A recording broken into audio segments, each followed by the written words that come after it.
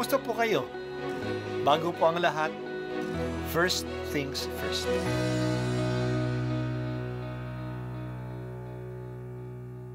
Good morning po. Sinisimulan po natin ngayon ang first things first.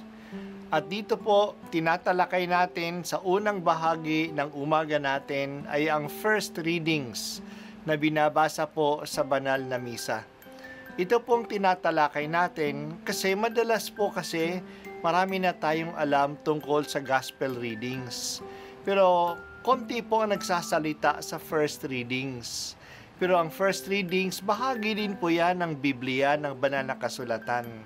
Kaya susubaybayan po natin ang mga first readings, basahin po natin at kuminsan kailangan ng basahin ng 2 o 3 beses bago maintindihan kasi hindi po tayo familiar sa mga istorya at sa mga kaisipan na tinatalakay dito.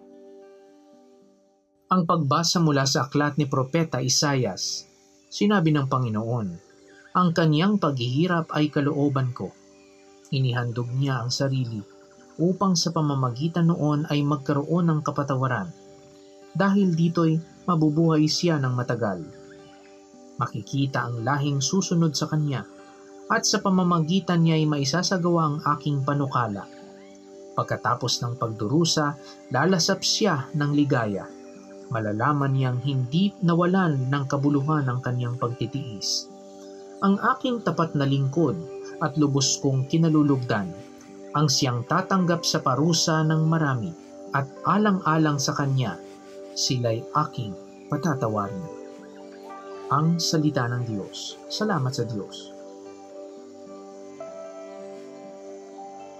Ngayon po ay ang World Mission Sunday.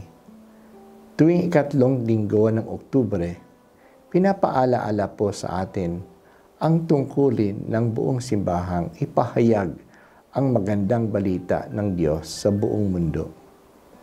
Ito ay tungkulin ng buong simbahan.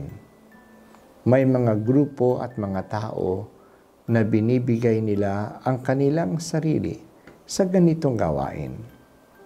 Tinatawag natin silang mga misyonero.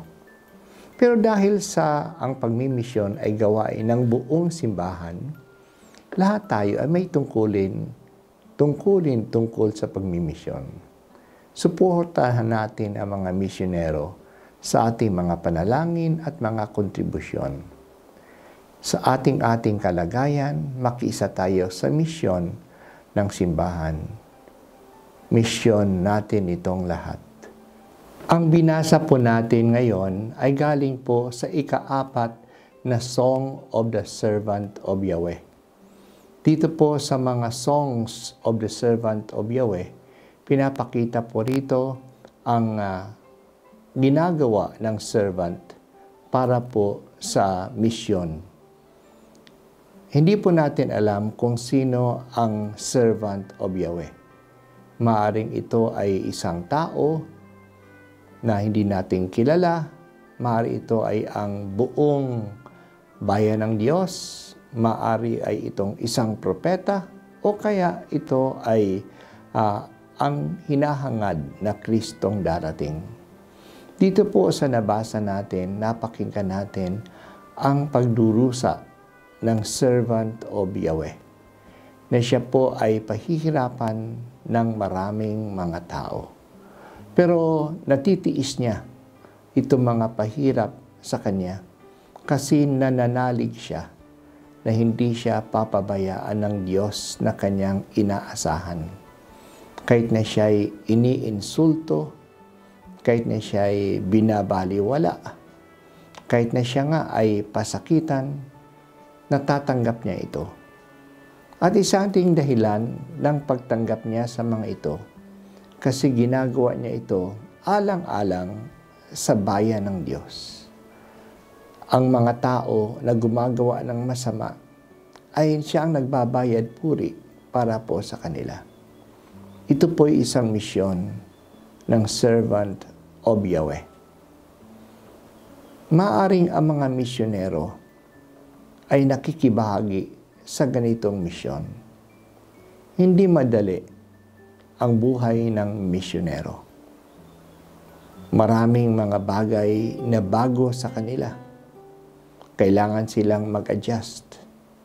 Bagong kultura, bagong climate, bagong pagkain, bagong ugali ng mga tao, bagong languages na dadaanan nila.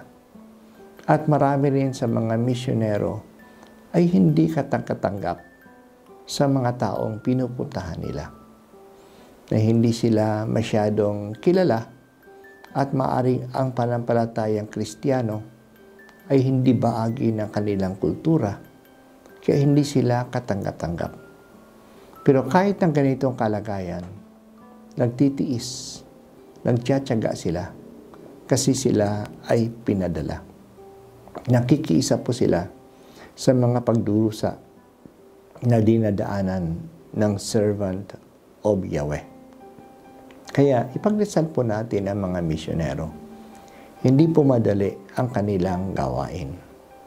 At lalong-lalo na po, ang isang problema ay ang kalungkutan. Hindi na na-appreciate ang kanilang ginagawa. At kuminsan, hindi pa rin sila maintindihan ng mga tao at nag-iisa sila. Kaya Panginoong Diyos, pinagdarasal po namin ang mga misyonero.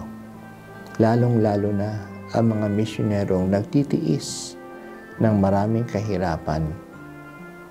Sana huwag silang mawala ng pag-asa at lalo silang tumingala kay Jesus, ang misyonero ng Diyos na pinadala para sa aming kaligtasan.